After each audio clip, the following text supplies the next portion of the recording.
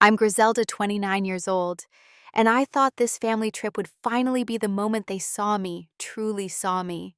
I imagined us at this beautiful resort on the California coast, maybe sharing a toast at dinner, maybe them asking about my life with genuine interest. When I arrived and walked into the lobby, my heart was full of hope. But then my sister turned to me with that familiar smirk and said, "We reserved rooms for people who contribute." What she didn't know, what none of them knew, was that I owned every single inch of that resort. Before I tell you how it all unfolded, I'd love to know where you're watching this from. Drop your location in the comments, hit that like button, and subscribe, because what happened next proved that success doesn't need to announce itself until the perfect moment. Growing up in San Diego felt like living in a catalog of perfect achievements that never included mine. My family, the Morrisons, lived in a sprawling house in La Jolla, with ocean views and expectations that reached even higher. My father, Robert, was a cardiovascular surgeon who spent more time in operating rooms than at home. My mother, Diane, managed our household like a corporation tracking our accomplishments, like quarterly earnings reports. Then there was my older sister, Juliana, 33, an investment banker in New York who closed deals worth millions and reminded us of it constantly. My younger sister, Fiona, 26, worked in marketing for a tech company, pulling in six figures and dating men who drove cars I couldn't pronounce. And then there was me, the middle child, the one who chose hospitality management instead of medicine or law or finance. I remember the dinner table conversation when I told them I wanted to study hotel management. My father actually laughed, not cruelly, but in that dismissive way that hurt worse than anger. "Diane, you can't be serious. Hotels. That's service work. You have the grades for medical school." My mother just looked disappointed, like I'd announced I was dropping out entirely. Juliana rolled her eyes. Fiona, always eager to please our parents, chimed in with, "I guess someone has to work those jobs, right?" But I loved it. I loved the idea of creating spaces where people felt welcome, where moments became memories. After graduating from San Diego State, I worked my way up through the hospitality industry. I started as a receptionist at a boutique hotel downtown, then moved to front desk manager, then to assistant general manager. Every job taught me something. I learned how to read people, how to manage staff, how to turn a budget around, how to make a place feel special. And I saved. Every paycheck I put money aside. I lived in a studio apartment, drove a used Honda, bought clothes from outlet stores. My family thought I was struggling. They never asked why. 5 years ago, I started investing in small properties, rental homes that I could renovate and flip. The first one was a disaster. The second one broke even, but the third one turned a profit of $40,000. I reinvested everything. My family had no idea. At Christmas dinners, when they'd go around the table sharing accomplishments, I'd say something vague about work going well. Juliana would talk about her promotion to senior vice president. Fiona would share about her marketing campaign going viral. My parents would beam at them, then glance at me with something like pity. "Are you still at that hotel in Pacific Beach?" my mother would ask, her tone suggesting she hoped the answer was no. 3 years ago, opportunity knocked in the form of a struggling resort in Carmel, about 500 miles up the coast. The Azure Coast Resort sat on a cliff overlooking the Pacific Ocean, 45 rooms with Mediterranean architecture, and it was hemorrhaging money. The owner was desperate to sell. I flew up on a weekend, walked through every room, stood on the terrace, watching waves crash against rocks below, and knew this was it. This was what I'd been working toward. The price was $2.3 million. I had $800,000 in savings and investments. The bank gave me a loan for the rest based on my business plan, which I'd spent 3 months perfecting. I bought it with a silent partner, an investor who'd seen my track record with smaller properties and wanted in. He put up 40%, I put up 60%. I became majority owner of a resort property at 26 years old, and I told my family I'd gotten a new job as a manager at a hotel up north. They nodded, barely interested, and changed the subject to Juliana's engagement to Preston, a corporate lawyer who spoke in terms I'm sure he thought made him sound intelligent. The next 2 years were brutal. I moved to Carmel, lived in a tiny apartment in town, and spent 16 hours a day at the resort. We renovated everything: new mattresses, new linens, complete kitchen overhaul. I hired a Michelin-starred chef away from a San Francisco restaurant. I redesigned the spa, added new activities like kayaking and paddleboarding, created a wine tasting program featuring local Carmel Valley vineyards.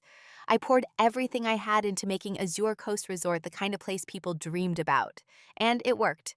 Within a year, our revenue increased by 150%. By the end of year two, we'd tripled our original income. Travel magazines started featuring us. We got a 5-star rating from Forbes. Celebrities started booking rooms under fake names. My net worth went from barely 7 figures to over $12 million. I was 29 years old, owned 3 properties, the resort plus 2 smaller hotels I'd acquired. And my family still thought I was just a hotel manager, making maybe $60,000 a year. I kept it secret because I wanted to prove something to myself first.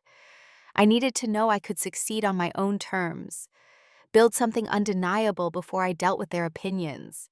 Because I knew if I told them early when the resort was struggling or during the renovations, they'd find ways to diminish it. Too risky. Too ambitious. You should have gone to medical school. I could hear the comments before they spoke them, so I waited. I built in silence.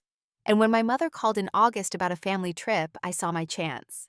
The email came on a Tuesday afternoon. Subject line, Family Reunion Trip October. My mother's message was brief and formal, like a corporate memo. Juliana is turning 35 in October, and we'd like to celebrate as a family. We're planning a long weekend at a resort in Central California. Please let us know if you can attend. Dates were listed October 15th through 18th. I scrolled down to see the location and almost dropped my phone. Azure Coast Resort, Carmel, California. They'd chosen my resort. They had no idea it was mine, had probably found it through some luxury travel website, and now wanted to celebrate there. The irony was so perfect, it felt like fate. I replied immediately, I'll be there. Can't wait. My mother's response came an hour later. Wonderful, everything is arranged, just show up. I didn't ask about room details. I assumed they'd book for the whole family like they always did on trips. Growing up, we'd taken vacations to Hawaii, to Europe, to ski resorts in Colorado. My parents always handled everything, distributing room keys when we arrived. I had no reason to think this time would be different. But I should have known. I should have remembered that to them, I wasn't quite family anymore. I was the disappointment who'd chosen wrong and continued to fail quietly in their peripheral vision. I spent the next 6 weeks preparing for this moment. I contacted Thomas, the general manager I'd hired 2 years ago, a hospitality veteran with 20 years of experience who'd helped turn the resort around. Thomas, I need to tell you something. This family reunion booking for Morrison party, that's my family. They don't know I own this place. He was shocked. They don't know. How is that possible? I explained the whole history, the dismissals, the assumptions, the way they'd never asked about my life. I need you to keep it secret for now. Treat me like a regular guest when they're around. Don't acknowledge that I'm the owner unless I give you the signal. He agreed, though I could tell he thought the whole situation was bizarre. I bought a gift for Juliana, a custom bracelet from a local artist in delicate silver with tiny sapphires. It cost $800, which was nothing to me now, but more than I'd spent on a gift in years. I packed carefully, bringing clothes that were nice, but not too nice, not wanting to tip them off. Part of me was excited. Maybe this would be the moment we reconnected. Maybe seeing me in my element, even if they didn't know it was my element, would make them ask real questions. Maybe I'd find the right moment to tell them the truth, and they'd celebrate with me. I should have known better. The flight from San Diego to Monterey was short, barely an hour, and I spent most of it watching the coastline appear and disappear through clouds. I rented a car at the airport, a simple Toyota sedan, and drove south toward Carmel. The route took me along Highway 1, that stunning stretch of road, where the Pacific Ocean crashes against cliffs, and the world feels wild and beautiful. Every time I drove this road, I felt proud. This was my home now, this landscape, this community, this life I'd built. Azure Coast Resort appeared on my right, perched on a promontory overlooking the water. The Mediterranean architecture glowed golden in the afternoon sun, the terracotta roof tiles looking exactly as perfect as I'd envisioned during renovations. I pulled into the circular driveway where valet attendants in crisp uniforms approached. One of them, Marcus, had been with us for 18 months. His eyes widened when he saw me, but I gave him a small shake of my head. He recovered smoothly. "Welcome to Azure Coast Resort." "Checking in." "Yes," I replied, playing my part, with the Morrison reservation. The lobby took my breath away every time I entered it. Soaring ceilings with exposed beams, floor-to-ceiling windows framing the ocean view, comfortable seating areas arranged around a massive stone fireplace, fresh flowers on every surface, the scent of jasmine and sea air, soft music playing from hidden speakers. This was my vision, my creation, and I felt a surge of pride walking through it. Jessica stood at the front desk, her blonde hair pulled back in a neat bun. She'd been one of my first hires, and she was excellent at her job, warm with guests, but efficient. When she saw me, her professional smile faltered for just a second. "Ms. Morrison, welcome. Let me pull up your reservation." She typed on her computer, and I watched her expression change. Confusion flickered across her face. Let me just check something." She picked up the phone, called Thomas's office. "We have a small situation at the front desk. Can you come out for a moment?" While we waited, I glanced around the lobby. My family hadn't arrived yet. I checked my phone. 3:15. They were due at 4. Thomas appeared from the back office, tall and distinguished in his suit. When he saw me, I could see him preparing his performance. "Ms. Morrison, how lovely to see you. I understand you're here with the Morrison family reservation." "Yes," I said simply.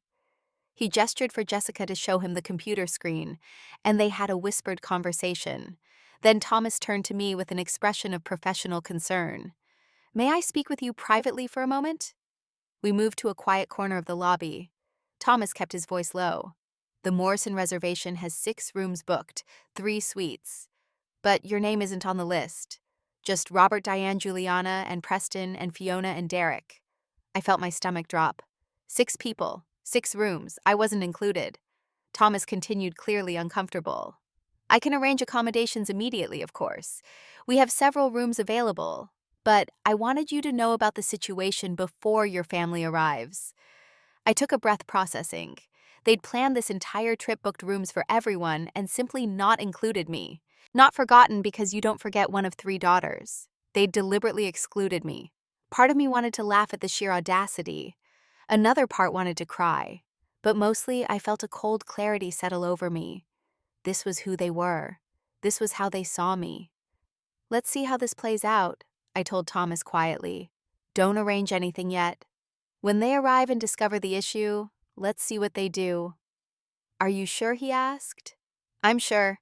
If nothing else, it'll be educational." I moved to a seating area with a view of the entrance and waited. At 4:05, the doors opened, and my family swept in like a small hurricane. My father wore khakis and a polo shirt, looking every bit the successful surgeon, even on vacation. My mother was in white linen pants and a silk blouse, pearls at her neck, her silver hair perfectly styled.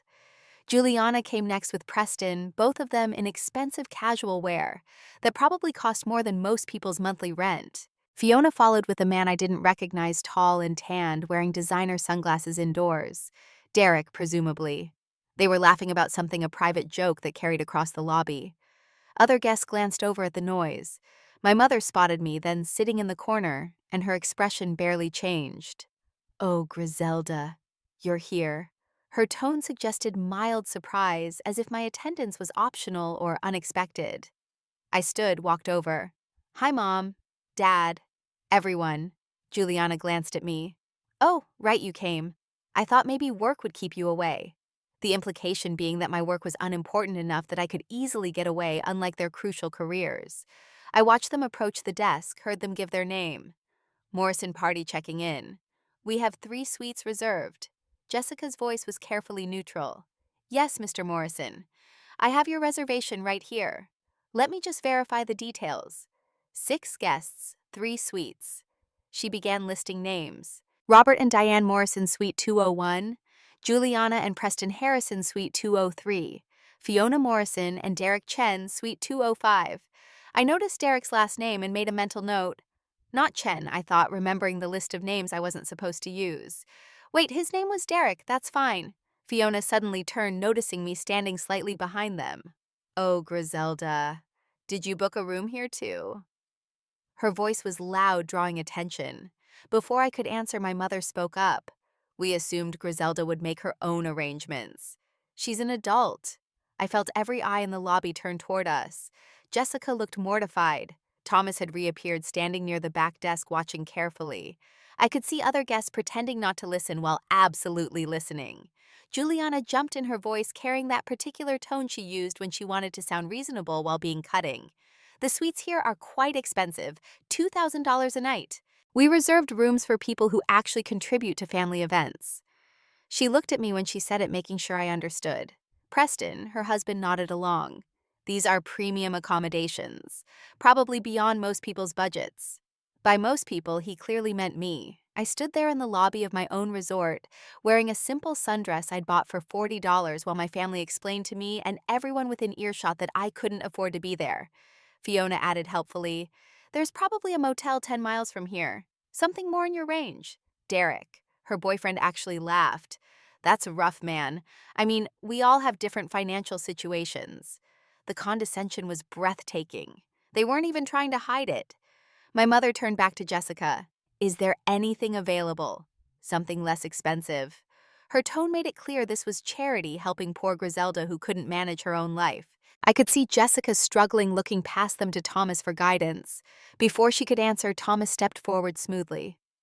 "Actually, we do have one room available. A standard room just became vacant this morning." He looked at me and I gave him the smallest nod. "Would that work for you, miss?" I could have said no. I could have revealed everything right then. But something made me want to see how far they'd go, how deep the cruelty ran. "Yes, that would be fine." "Thank you." My voice was steady, calm. My father pulled out his wallet. "How much is the room?" Thomas named a price, $300 a night, a quarter of what the suites cost. My father handed over a credit card. "We'll cover it. Consider it a gift." The magnanimity in his voice, as if he was saving me from sleeping in my car. Nobody offered to let me share a suite. Nobody suggested splitting up differently. Nobody seemed to think there was anything wrong with this situation. Juliana was already walking toward the elevator with Preston, her voice carrying back. "I need to shower." That flight was exhausting. Fiona followed with Derek, chattering about the view from their suite she'd seen in photos online. My parents went to check on some spa reservations, leaving me standing with Thomas and Jessica. Thomas handed me a key card, and I noticed the room number, 312. That was actually the manager's suite, a spacious room we kept available for VIP guests or my own use when I stayed on property. Thomas had given me one of the best rooms in the resort while making it sound like a basic accommodation. "Thank you," I said quietly. "I'm so sorry," he whispered. "This is unacceptable." I shook my head slightly. "Let it play out." I took my bag and went upstairs. The room was beautiful, with a king bed sitting area balcony overlooking the ocean. I stood on that balcony watching waves roll in and felt oddly calm. This was clarifying. This was showing me exactly who they were and what they thought of me. And I was going to let them show me everything before I showed them the truth. The afternoon stretched into evening, and I unpacked my small suitcase while listening to sounds of my family enjoying their sweets down the hall. I could hear Juliana's laugh, loud and performative. The walls in this place were well insulated, which meant they were being very loud. I changed into a simple cotton dress, sandals, minimal jewelry. In the mirror, I looked like exactly what they thought I was: underfunded, underaccomplished, underwhelming. Around 6, there was a knock on my door. I opened it to find Fiona standing there in a designer cover-up, her hair already perfectly styled. "We're going down to the beach area. You should come." The invitation felt perfunctory, like she was checking a box. "Sure," I said. "Just let me grab my sunglasses."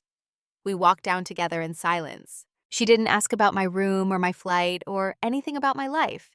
She did, however, talk extensively about Derek. He's in tech, software engineering. He makes low 300,000s a year. Still early in his career, the implication that this was impressive, that I should be awed. The beach area was stunning, and I felt proud seeing it. I'd worked with a landscape architect to create seating areas with fire pits, cushioned loungers, outdoor showers, with artful privacy screens. Native plants cascaded over stone walls. The late afternoon light made everything glow. My family had claimed a section near the water loungers arranged in a circle. Juliana had changed into what was probably $1,000 swimsuit.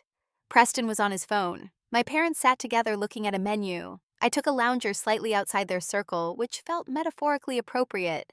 A server appeared, and I recognized him as Diego, who'd been with us for a year. He was excellent with guests, warm and attentive.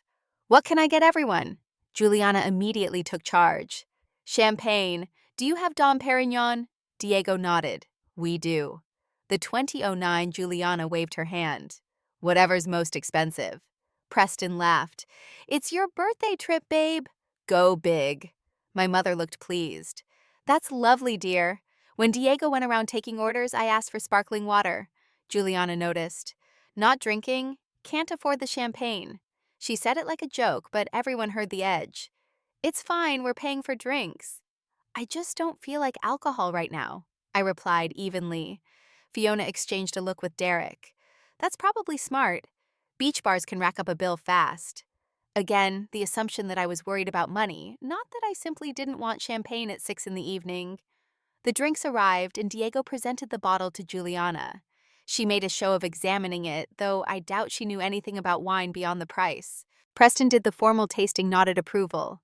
As Diego poured, I saw the bottle. Dom Perignon Brut, $600 retail. I knew because I set the menu prices. We charged $850 for that bottle. The champagne flowed, and with it the conversation.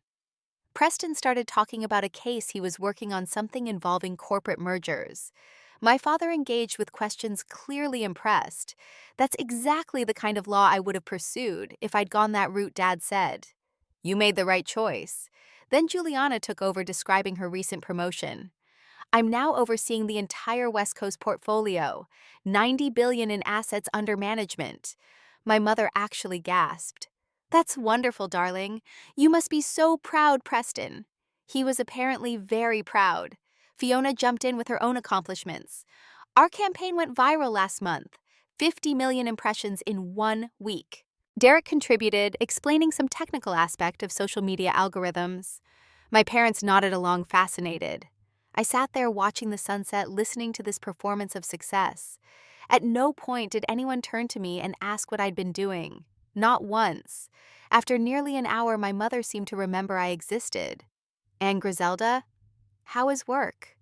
The question felt obligatory. "It's good," I said. "Really good, actually.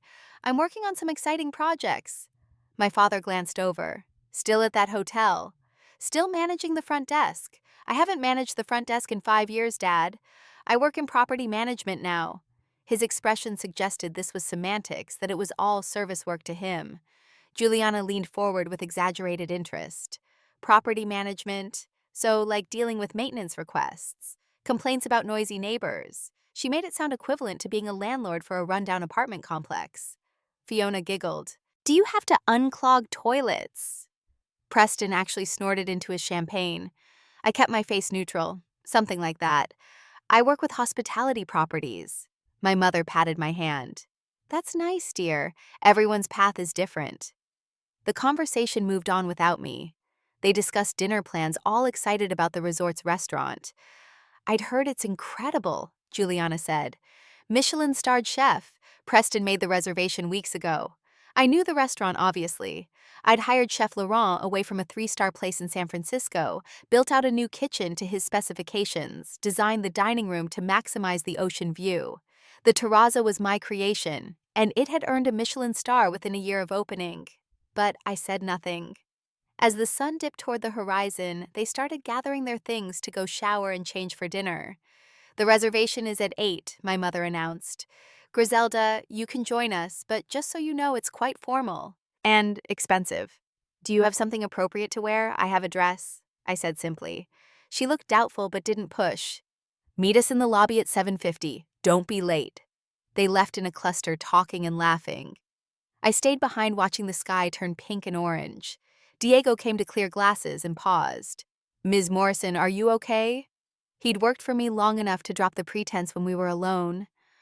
"I'm fine, Diego. Thank you." He hesitated. "They don't know, do they? About you owning this place?" I shook my head. "Not yet. But they will. When tonight at dinner." His eyes widened. "This I have to see."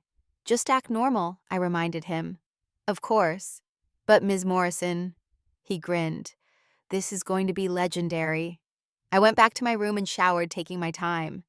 I'd brought one special dress, a floor-length navy gown I'd bought for exactly this kind of moment. It was elegant, expensive designer, but understated enough not to scream money. I did my makeup carefully, left my hair in loose waves. When I looked in the mirror, I didn't see the failure they saw. I saw a successful businesswoman about to teach her family a lesson they desperately needed. At 7:50, I stepped out of the elevator into the lobby. My family was already there, and I saw Juliana do a double take when she saw me. "That's what you're wearing." Her tone suggested I'd somehow gotten it wrong, though I knew I looked appropriate. She was in a designer cocktail dress, and I recognized the label. It cost around $3,000. Fiona wore something equally expensive. My mother had on silk and more pearls. The men were in suits. They looked wealthy, which they were. But they looked like people trying to prove something, and I realized I'd spent years watching them perform wealth instead of simply living it. We walked to the restaurant together, and I felt a flutter of anticipation. The terrazzo was on the ground floor with walls of glass facing the ocean. Inside, Edison bulbs hung from the ceiling, candles flickered on every table, and soft jazz played. The hostess greeted us warmly, and I recognized Stephanie, one of my best hires. "Good evening, welcome to the terrazzo. Do you have a reservation?" Preston stepped forward importantly. "Harrison, party of 7. 8 o'clock. Stephanie checked her book. "Of course, Mr. Harrison. Right this way." We were seated at the best table in the house, positioned in the corner, with a panoramic ocean view. The table was set with pristine linens, multiple glasses at each place setting, fresh flowers in a low arrangement so they didn't block conversation. Menus were presented with a flourish. My family oohed and awed over the ambiance. "This place is incredible," Fiona breathed. "Look at that view." Juliana was already taking photos for social media. Preston was examining the wine list with an expression of serious contemplation. I opened my menu and felt that flutter again. I knew every dish, every price, every ingredient. I'd worked with Chef Laurent to develop this menu, tasting each iteration, providing feedback. The signature dish, the pan-seared halibut with saffron risotto, had been my idea. "These prices," Preston muttered. Juliana leaned over to look. "It's my birthday. We're celebrating." "Order whatever you want." She glanced at me across the table. "Griselda, can you afford this?" "Maybe you should stick to an appetizer as your entree," my mother added. "We can help cover your meal, sweetheart. We don't want you to stress about money." The charity in her voice made my teeth clench. Before I could respond, Juliana actually flagged down our waiter, Antoine, who I'd hired from a French restaurant in Los Angeles. When he arrived at our table, Juliana said loudly enough for nearby tables to hear, "Just so you know, she'll probably need something on the less expensive side. Maybe a side salad as a main course. She can share our appetizers." Antoine, who knew exactly who I was, kept his expression professionally blank, but I saw confusion flicker in his eyes. I caught his gaze and gave a nearly imperceptible shake of my head. He recovered smoothly. "Of course, madam. And for you?" The table ordered lavishly. Preston selected a bottle of wine that cost $1,200. Juliana ordered the Wagyu beef at $95. Fiona got the lobster tail at $88. My parents both chose expensive entrees. Derek ordered like he was trying to impress someone. When Antoine turned to me, there was a pause. Everyone watched. "I'll have the halibut, please." Fiona actually laughed. "That's $68, Griselda. Are you sure?" Juliana stage whispered to Preston, "hope she can actually pay for it? We might get stuck with her bill." I met Antoine's eyes steadily. "The halibut, please. And a glass of the Chablis." He nodded, wrote it down, and retreated. I could tell he was dying to say something, but maintained his professionalism. Dinner conversation flowed around me like I was a rock in a stream. They talked about their jobs, their homes, their accomplishments. Preston discussed the new Porsche he was considering. Fiona talked about a vacation to the Maldives she and Derek were planning. Juliana mentioned the apartment they were buying in Tribeca, $3.5 million. My mother praised all of it, clearly proud of their success. My father joined in with stories about his own achievements in medicine. The food arrived beautifully plated, and I watched them taste it. "This is incredible," Juliana admitted. "Absolutely incredible." Preston declared the beef the best he'd ever had. Fiona couldn't stop talking about the lobster. They were all experiencing food at a restaurant I'd created, praising a chef I'd hired in a space I'd designed. And they had no idea. The irony was delicious. Juliana raised her glass midway through the meal. A toast to family success, to people who've made something of themselves. She looked around the table, her gaze landing on me last, and to those still trying to figure it out. Everyone lifted their glasses except me. I sat there, hands in my lap, watching them drink to my supposed failure. My father seemed uncomfortable for a moment, but said nothing. My mother smiled vaguely. The siblings exchanged satisfied looks. After dinner, as we waited for dessert, Fiona leaned over to me. "This must be so overwhelming for you, being somewhere this nice. Don't worry, you'll work your way up eventually. Maybe someday you'll be able to afford places like this on your own." Her condescension was breathtaking. She genuinely believed she was being encouraging. I smiled. Maybe someday. Dessert arrived in an array of beautiful creations from our pastry chef. Juliana posted more photos talking about how this was the best birthday celebration ever. The best resort, the best restaurant, the best family time. I watched and waited, because tomorrow night I'd planned something special. Tomorrow night at her birthday dinner, they were all going to learn exactly who I was, and I was going to enjoy every single second of it. Morning came with the sound of waves crashing against rocks below my balcony. I stood there with coffee, watching the sun rise over the Pacific, feeling calm and certain. Today was setup day. Tonight was revelation day. I'd already coordinated everything with Thomas. The special birthday dinner would be in our private dining room, the one we usually reserved for high-profile guests who wanted complete privacy. It had a 180-degree ocean view space for a table of 8 and was decorated with elegant simplicity, perfect for what I had planned. Breakfast was at the resort's casual restaurant, a bright space with a terrace overlooking the gardens. My family was already seated when I arrived, looking fresh and vacation relaxed. They'd ordered elaborately, the table covered with plates of eggs, Benedict fresh fruit pastries, smoked salmon. When I sat down, nobody had ordered anything for me. The waiter, Kevin, approached with a pot of coffee. "What can I get you this morning? Just the granola and yogurt, please." "Thank you." Juliana was in the middle of a story about some work triumph. So I told the client, "If you want premium results, you pay premium prices." Everyone nodded appreciatively. "That's exactly right," my father agreed. "You know your worth." Juliana smiled at me. "That's something everyone should learn. Know your worth and demand it." The implication that I didn't know my worth, that I was undervaluing myself by being in hospitality, was crystal clear. After breakfast, they announced plans for the day: resort activities, spa treatments, lounging by the pool. "I'm going to explore the property a bit," I said. "Get some fresh air." My mother looked relieved, as if my absence would make their day better. "That sounds nice, dear. We'll see you this evening. The birthday dinner is at 7. Private dining room. Try to be on time." "I will. I promise." While they scattered to their activities, I went to find Thomas. We met in his office away from guest areas. "Everything is arranged for tonight?" he asked. "Everything. You'll come in after appetizers. Bring Maria. Make it formal." He grinned. "I've been waiting for this since you told me. Your family has been leaving complaints about everything. The water pressure, the pillow firmness, the breakfast not being hot enough. All nonsense. They're trying to assert dominance." I shook my head. "That ends tonight." I spent the day walking the property I'd built, checking details, greeting staff. To guests, I looked like another vacationer. To staff, I was the owner doing rounds. I visited housekeeping to thank them for their work. Stopped by the kitchen to check in with Chef Laurent, who was preparing something special for tonight. "For Mademoiselle Juliana's birthday, yes. But also for you, Non. The revelation." I smiled. "Exactly." He kissed his fingers. "It will be magnifique." Around 4, I went back to my room to prepare. I'd brought the navy gown specifically for this moment. It was stunning, elegant, expensive, but not flashy.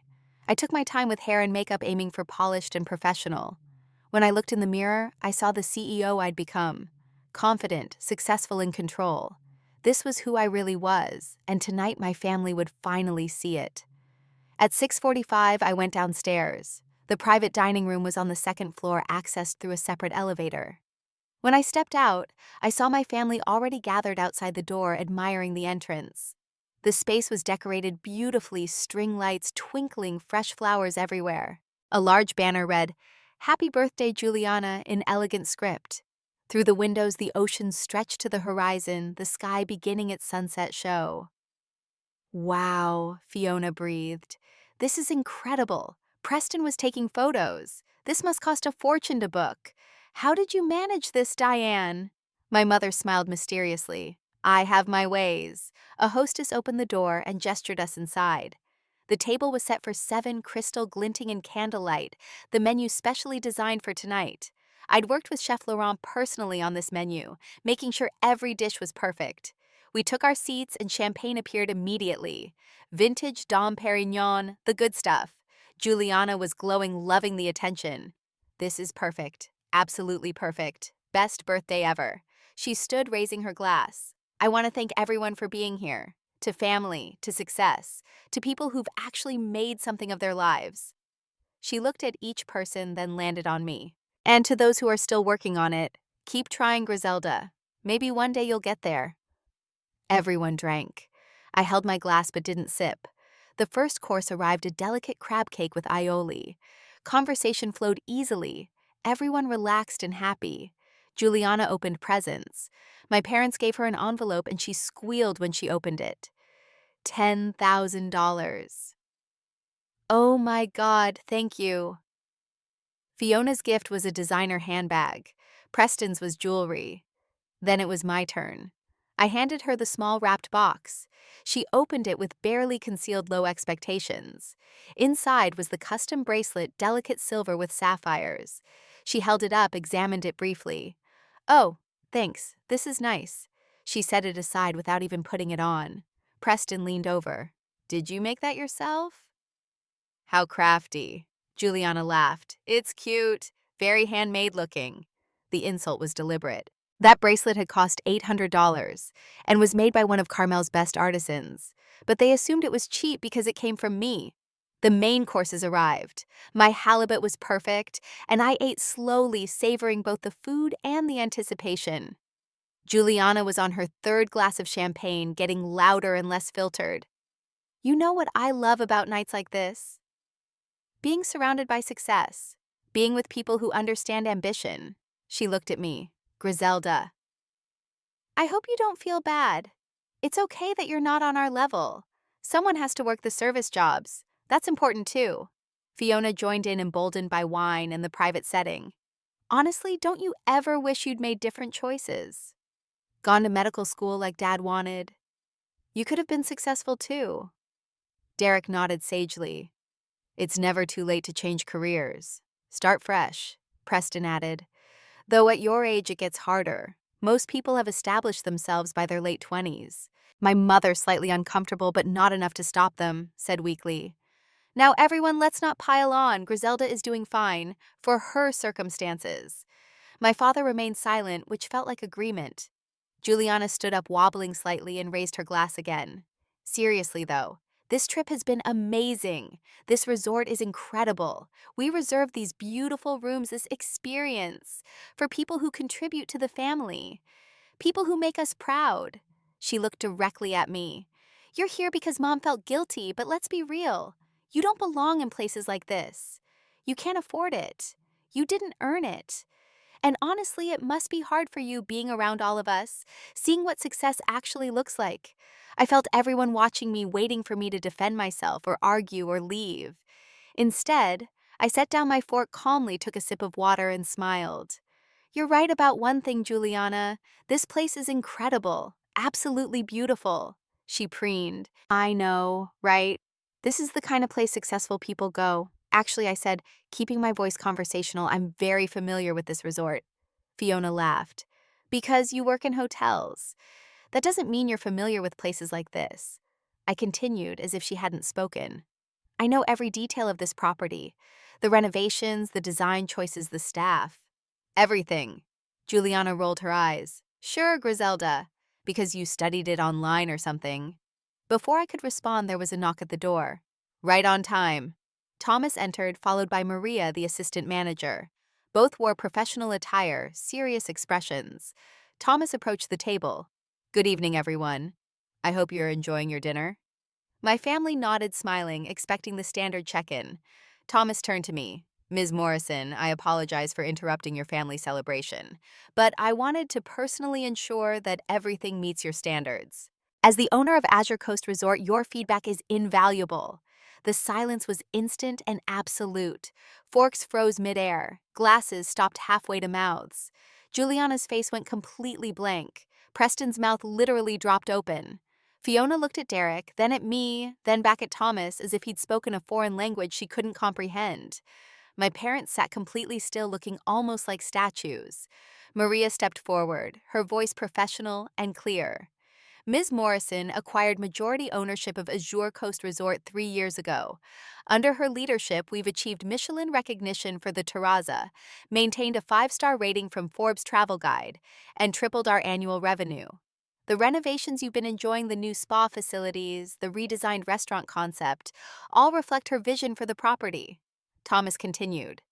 We're currently valued at over $12 million, with occupancy rates consistently above 90%, Ms. Morrison has also acquired 2 additional properties in California with plans for further expansion. We're honored to host her family and wanted to ensure you're receiving the exemplary service she's built this resort around. I watched my family process this information. Juliana's face had gone from blank to red, a flush creeping up her neck. Preston put down his wine glass carefully, as if afraid he might break something. Fiona had tears in her eyes, though, whether from shame or shock I couldn't tell. Derek looked like he wanted to disappear. My father's expression was one of complete confusion, like the world had tilted on its axis. My mother had gone pale, her hand pressed against her chest. Thank you, Thomas, I said calmly. Everything has been perfect. Please ensure my family continues to receive our highest level of service. Of course, Ms. Morrison. If you need anything, I'm available. He and Maria bowed slightly and left the room, closing the door quietly behind them. The silence after they left was deafening. 7 people at a table and nobody spoke. Nobody moved. They all just stared at me. Finally, Juliana found her voice. What? That's not possible. It is possible, I said simply. I bought this resort 3 years ago. My father shook his head. But how? When this must have cost millions. 2.3 million initially, I confirmed. Current valuation is around 12.7 million.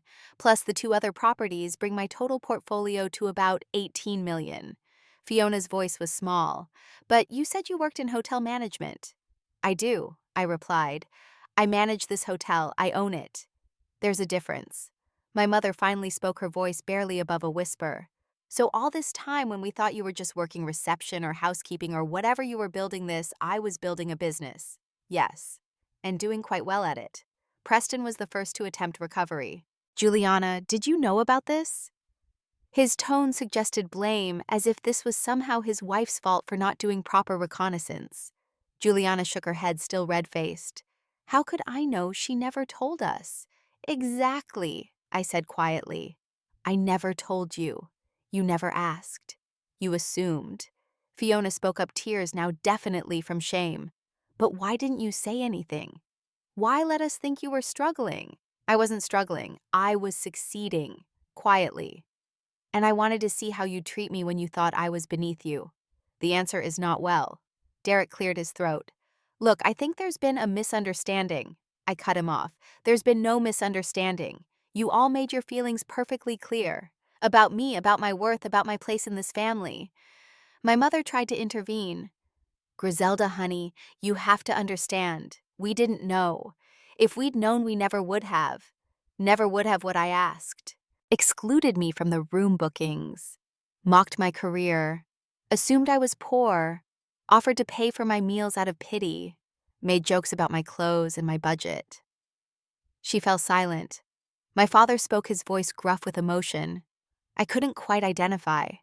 How did you do all this? The financing, the business plan, everything I saved for 5 years. Worked multiple jobs, invested wisely, found the right property, got a loan, had a vision, and executed it. Everything you taught me about discipline and hard work, Dad. I applied it. Just not in medicine. Juliana's voice cracked when she spoke. But you let us make fools of ourselves. All the comments about money, about success. You heard everything we said. I did. Every word. And you all revealed exactly who you are. Preston tried to defend his wife. You have to admit it was a bit deceitful, not telling your family about this massive achievement. Is it deceitful to keep private the things you've built, I asked? Or is it self-protective when you know your family will find ways to diminish your accomplishments? When Juliana told me I should order a side salad because I couldn't afford real food at this restaurant at my own restaurant, that wasn't a misunderstanding. That was cruelty. Fiona was crying openly now. I'm so sorry. I just followed Juliana's lead. I didn't mean to hurt you. Except you did hurt me. For years. Every family gathering, every phone call, every interaction. You made it clear I was less than. That my choices were wrong. That my life was a disappointment. And tonight was supposed to be the culmination of that, the ultimate humiliation in front of strangers, showing everyone that the Morrison family has one failure among the successes. My mother reached across the table. We love you. We've always loved you. Have you? I asked. Because love isn't conditional on career choices.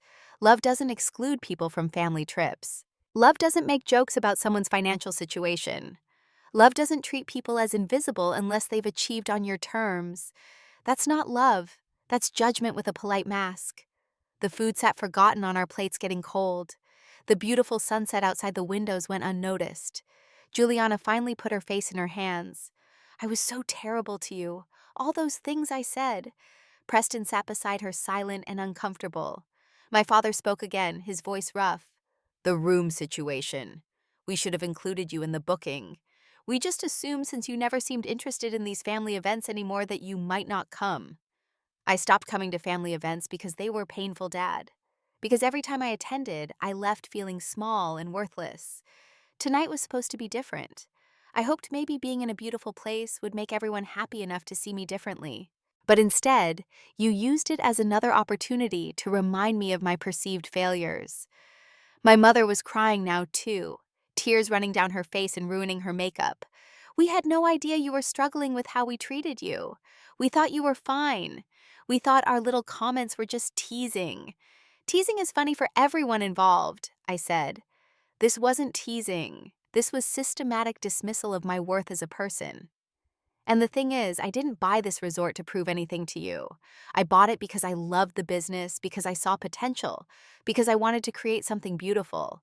The fact that you all happened to book your family trip here was coincidence. But your behavior this weekend confirmed what I'd been feeling for years. You don't respect me unless I succeed on your terms. Juliana looked up, mascara streaked. What happens now? Now, I said calmly, we finish dinner. You enjoy the rest of your stay. Everything you've consumed, everything you've booked is comped, on the house, from me, the owner you didn't know existed. But going forward, our relationship changes. Preston looked confused. Changes how I'm done being the family joke I said.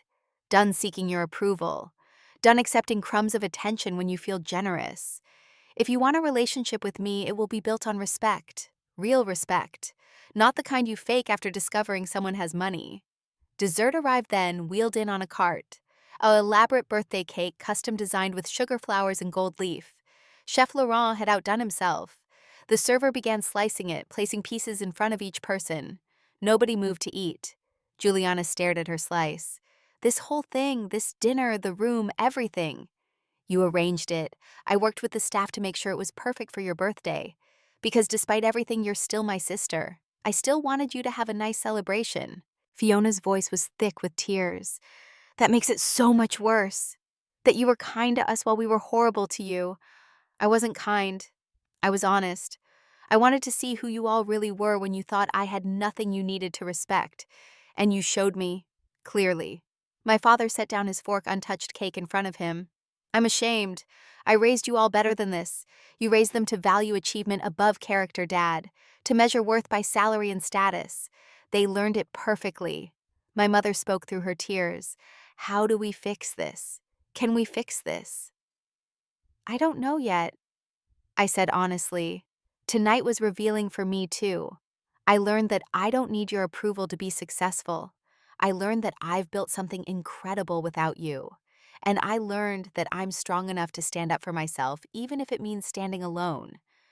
You're not standing alone, Juliana said suddenly.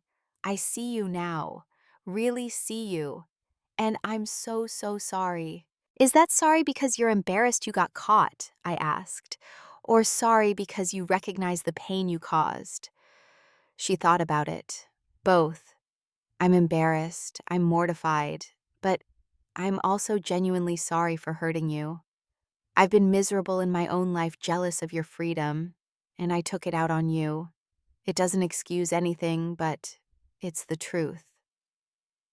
I looked at her, the sister I'd grown up with, who'd become someone I didn't recognize. That's the first honest thing you've said to me in years. We sat there, 7 people in a beautiful room, everything expensive and elegant around us, and nobody knew what to say next. Finally, Preston spoke. For what it's worth, I'm sorry too. I went along with everything. I should have pushed back. Derek nodded. I barely know you, but I was disrespectful. I apologize. My parents both started talking at once, apologizing, explaining, justifying. I held up my hand. Stop. Here's what I need you to understand. I'm not cutting you out of my life. Your family. But things change now. The dynamic changes. I will not accept being treated as less than. I will not accept jokes about my finances or my choices. I will not accept being excluded or dismissed. If you can respect that, we can rebuild something. If not, we'll be Christmas card relatives. Fiona wiped her eyes. I want to rebuild. I want to do better. Juliana nodded. Me too. I need to do better. I want to be the sister I should have been. My father cleared his throat. I'm proud of you. I should have said that years ago when you graduated, when you got your first job every step of the way. But I'm saying it now. I'm incredibly proud of what you've built. My mother reached for my hand across the table. Can we try again? Start fresh? We can try, I said. But slowly. Trust is rebuilt slowly. The rest of dinner was subdued, everyone processing. We ate the beautiful cake in near silence. When it was over, we walked out together. My family kept glancing at the resort with new eyes, seeing my vision in every detail. In the lobby, Juliana hugged me, the first real hug she'd given me in years. Thank you for not giving up on us completely. I haven't given up, but I've stopped waiting for you to notice me. That shift, I think, is what needed to happen. They went to their suites and I went to mine. Thomas found me in the lobby. How do you feel? Honestly relieved? Sad? Proud? All of it. You did the right thing, he said. Standing up for yourself. Sometimes people need to see the truth clearly before they can change. Maybe. Or maybe they won't change. But either way, I know who I am now. And I know what I'm worth. And that knowledge, that's mine. Nobody can take it away. The next morning felt different. Lighter, somehow. I woke to sunshine and the sound of waves, no knot of anxiety in my stomach about facing my family. Whatever happened from here, I'd drawn my line in the sand. They knew where I stood. When I went down to breakfast, I found them already gathered on the terrace. They looked up when I approached, and there was a new awareness in their eyes. Respect, maybe, or at least the beginning of it. Griselda, my mother said, gesturing to an empty seat. We saved you a spot. It was such a small thing, but it meant something. I sat down and this time they'd ordered coffee for me, remembered how I took it. The conversation was careful at first, everyone watching their words, but gradually it relaxed. They asked real questions about the resort, about how I'd built the business, about my plans for expansion. For the first time in my adult life, they listened when I answered. After breakfast, Juliana pulled me aside. Can I see the property? The real tour. I want to understand what you've built. We walked together through the resort and I showed her everything: the renovations, the design choices, the staff areas, the back of house operations. She asked intelligent questions, seemed genuinely interested. When we reached the owner's penthouse that I hadn't used this trip, she gasped. "This is yours? When you said you had a small room, you meant?" I gestured around the 3,000 square foot space with its private terrace and panoramic views. "I chose to stay in a smaller room, to see how you'd treat me." She looked at me with something like awe. "You're kind of a genius. You know that I'm not a genius. I'm someone who worked hard and got lucky with timing." She shook her head. "No, you're a genius. You saw an opportunity, took a massive risk, and created something beautiful. And you did it quietly without needing validation or approval. That takes incredible strength. I never would have had that strength. I've always needed everyone to see my success to validate it, which is probably why I was so threatened by you." I wasn't threatened, I pointed out. I was dismissed. There's a difference. "You're right, I'm sorry." The apologies kept coming that day. Fiona found me by the pool and sat down. "I've been thinking about what you said about measuring worth by career achievement. I do that to myself too. I'm constantly trying to prove I'm valuable through my job. It's exhausting. Maybe we both learned it from the same place I suggested. From parents who meant well, but emphasized achievement over everything else." She nodded slowly. "I want to be different. I don't want to be like that." "Then change," I said. "Start with how you talk to yourself, then how you talk to others. My father caught me before lunch. I failed you as a parent. I should have encouraged all your interests, not just the ones I understood. You're an adult now and a successful one, but I regret not being more supportive when you were finding your path. Thank you for saying that, Dad. It means something. We can't change the past, but we can change going forward." He nodded, looking older suddenly. "I'd like that. I'd like to know my daughter, the real one, not the version I assumed existed." That afternoon, I gave them a tour of the beach area, showed them the kayaks and paddleboards, explained how I developed the activities program. Preston surprisingly was fascinated by the business model. "The ROI on this must be incredible," he said. "Initial investment versus current valuation. That's impressive growth in 3 years." We had a surprisingly engaging conversation about financing and property management. He wasn't a bad person, I realized. Just someone who'd absorbed the same values as my family and never questioned them. Derek was quieter, clearly still embarrassed. "I barely know what to say to you. Everything I said was based on assumption. I'm sorry. Don't assume things about people I suggested. Ask questions instead. Listen to answers. Treat people with respect regardless of what you think their circumstances are." He nodded seriously. "That's good advice. I'll remember it." The last dinner together was back in the main restaurant, no private room this time. We sat among other guests, and my family's behavior was markedly different. They included me in conversations, asked for my opinions, laughed at my jokes. Other diners probably saw a close family enjoying vacation together. And maybe we were, for the first time in years, actually being a family. Juliana stood with her wine glass. "I know I did a toast yesterday that was well terrible. Let me try again." She looked at each of us. "To family.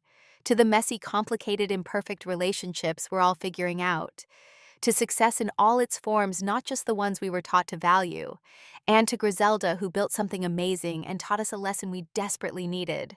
To Griselda." Everyone raised their glasses, and this time I drank too. After dinner, we walked on the beach.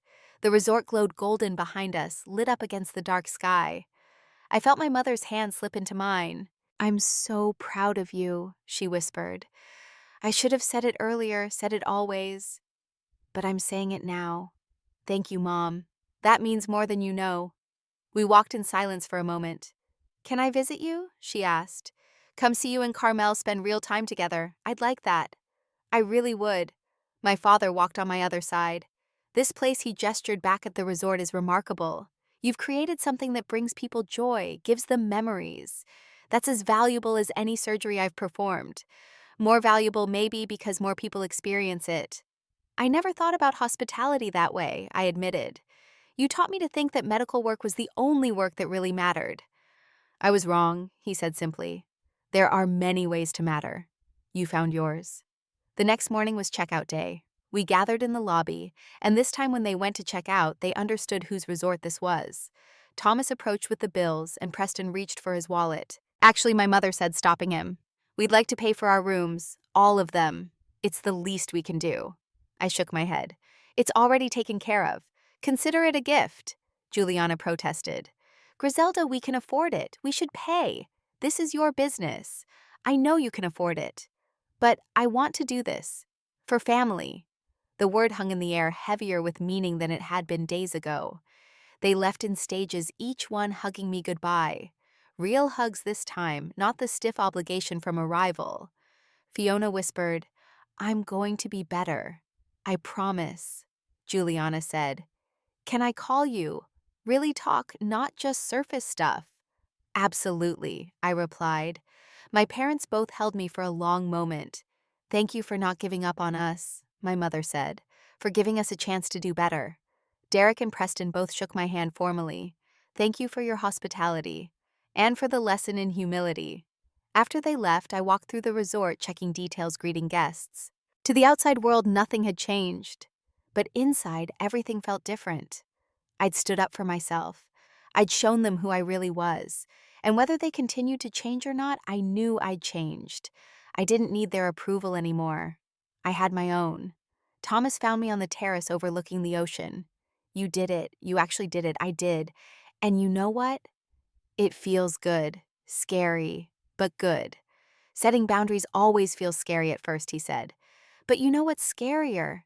Living your whole life trying to be someone you're not to make other people comfortable." Exactly. I took a deep breath of salt air. I built this place because I loved it, not to prove anything. But proving it to them felt necessary too. Now it's done. Now I can just enjoy what I've created. 6 months have passed since that trip. The relationship with my family is different now, better in some ways, still complicated in others.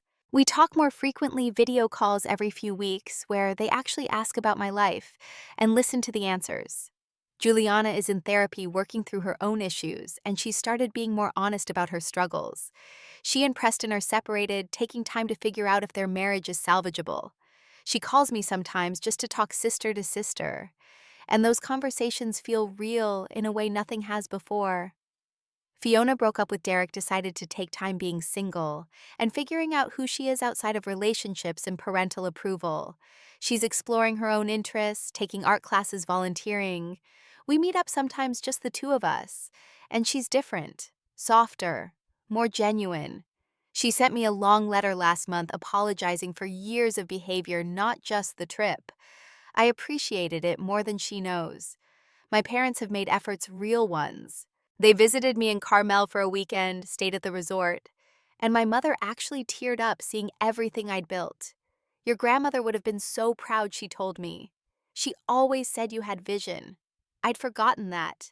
Forgotten that my grandmother, before she died when I was 16, had been the one person who encouraged my dreams, whatever shape they took. My father spent hours asking about the business, genuinely interested in the details. He started telling people about my success, which is both gratifying and strange. But the relationship isn't perfect, and maybe it never will be. There are still moments where old patterns emerge, where someone says something thoughtless or makes an assumption. The difference now is that I call it out, calmly but firmly. And they apologize most of the time. We're all learning new ways of being together. It's awkward sometimes, but it's honest. My business has continued growing. I opened a second resort in Napa Valley last fall, a boutique property focused on wine country experiences. The third property in Big Sur is under development, set to open next spring. I was featured in Forbes last month in their annual hospitality issue, talking about building successful properties in competitive markets. My family all shared the article on social media. Juliana's post said, "My sister, the genius entrepreneur." I should have been bragging about her years ago. Better late than never, I suppose. I started dating someone, another resort owner I met at an industry conference. Marcus owns a property in Sedona, and we understand each other's lives in a way that feels easy. He treats my success as normal, expected something to be proud of but not worshipped. We're taking things slow, but it feels healthy. For the first time, I'm in a relationship where I don't feel like I need to prove my worth. I just am worthy, and he sees that clearly. The lesson that trip taught me was simple but profound. Success doesn't require an audience. I didn't need my family to acknowledge my achievements, for those achievements to be real. The resort was successful whether they knew I owned it or not. My business acumen, my hard work, my vision, all of that existed independent of their recognition. But I also learned that sometimes you do need to reveal your success not to brag, but to establish boundaries, to show people that you will not accept being treated as less than. That moment in the private dining room when Thomas announced I was the owner wasn't about pride. It was about dignity. It was about saying, here is the truth you refuse to see, because you were too busy judging me. Here is who I actually am. Now you have to decide what to do with that information. And they had to decide. They could continue their patterns or they could change. They're trying to change, which is more than I expected. I think about that weekend often, about how different it could have gone if I'd revealed my ownership immediately upon arrival, if I'd confronted them privately instead of in front of everyone, if I'd cut them off completely instead of giving them a chance to do better. Every choice led to this outcome, imperfect but real. We're family, but on new terms. Terms I set terms. I enforce terms that honor my worth. Sometimes people ask me if I regret not telling them sooner, not sharing my success as it happened. I don't. Building in silence gave me something invaluable, the certainty that I was succeeding for myself, not for their approval. If I'd told them when I bought the resort, their opinions, their doubts, their expectations might have influenced my choices. By waiting by building first and revealing later, I proved to myself that I could do it alone, that I didn't need their belief in me. I had my own belief, and that was enough. The resort continues to thrive. Guest reviews consistently mention the attention to detail, the warmth of the staff, the beauty of the location. They don't know the owner's story, don't know about family drama or hard-won boundaries. They just know they had a wonderful experience. And that's what matters most. This business isn't about proving anything to anyone anymore. It's about creating something beautiful that brings people joy. That's the real success. I still own Azure Coast Resort. I still manage it, still make decisions about renovations and staff and guest experiences. My family knows, now respects it now. But the person whose respect matters most is mine. And I respect myself for building this, for standing up for myself, for knowing my worth, even when others didn't. That's the reservation I should have made years ago, a reservation for self-respect, for dignity, for the certainty that I matter, regardless of anyone else's opinion. That family trip changed everything, but not in the way anyone expected. It didn't change me. I was already successful, already strong, already certain of my path. It changed them, forced them to see what they'd been missing.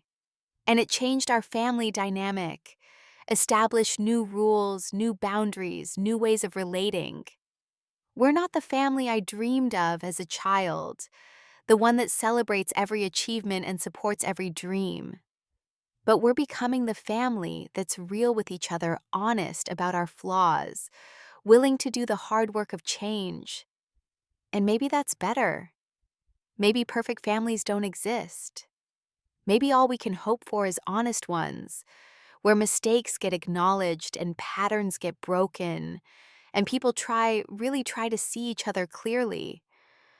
We're trying, it's messy and uncomfortable and sometimes painful, but it's real. And after years of fake harmony and hidden resentments, real feels like progress. I'm 29 years old. I own properties worth over $18 million. I've been featured in major publications. I've built something remarkable from vision and hard work. But those aren't the measures of my success that matter most anymore. The real success is knowing myself, respecting myself, standing up for myself, even when it would be easier to stay small and quiet. The real success is setting boundaries and enforcing them. The real success is understanding that my worth isn't up for debate. That's what I learned at my own resort during my family's trip, when they didn't know they were staying at a property I'd built. Success doesn't need to announce itself until you decide it's time. And when you do announce it, when you reveal the truth that others refuse to see, make sure you're doing it for the right reasons. Not for revenge, though that satisfaction is real. Not for pride, though that matters too. Do it for dignity. Do it to establish who you are and how you will be treated. That night in the private dining room with my family sitting around a table in my resort, eating food from my kitchen, celebrating in space I'd created, I claimed my dignity. I said, here is who I am. Here is what I've built. You don't get to diminish this anymore. And that claiming, that standing up, that's the moment everything changed. Not for them, for me. Because I finally fully, completely knew my worth. And that knowledge, that's mine forever. Nobody can take it away. And that's the most valuable thing I own. Have you ever had to prove yourself to family who doubted you? Have you ever stood up for yourself when it would have been easier to stay silent? How did you handle it? I'd love to hear your stories in the comments below. Share your experiences, your struggles, your victories. Sometimes knowing we're not alone in these family dynamics makes all the difference. If this story resonated with you, please hit that like button. Subscribe to this channel for more stories about finding your worth and setting boundaries, about building success on your own terms, and standing up for yourself when others try to diminish you.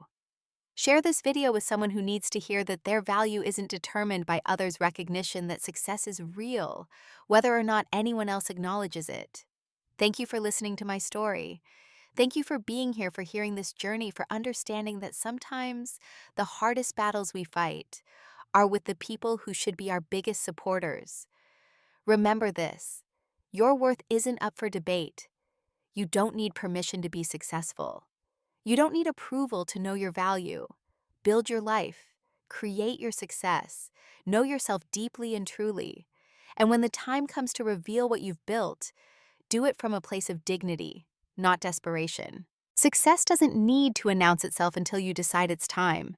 And when you do decide, when that moment arrives, make it count. Stand tall in your truth. Let others see clearly who you've become. And remember, the only reservation that really matters is the one you make with yourself, to honor your worth, to respect your journey, to know that you're enough exactly as you are. Wishing you the courage to build your dreams in silence, the strength to stand up for yourself when necessary, and the wisdom to know your worth regardless of who's watching. Take care of yourselves. You deserve it. And remember, sometimes the best revenge isn't revenge at all. It's living well, building beautifully, and knowing yourself completely. That's the real power. That's the real success. That's the reservation worth making.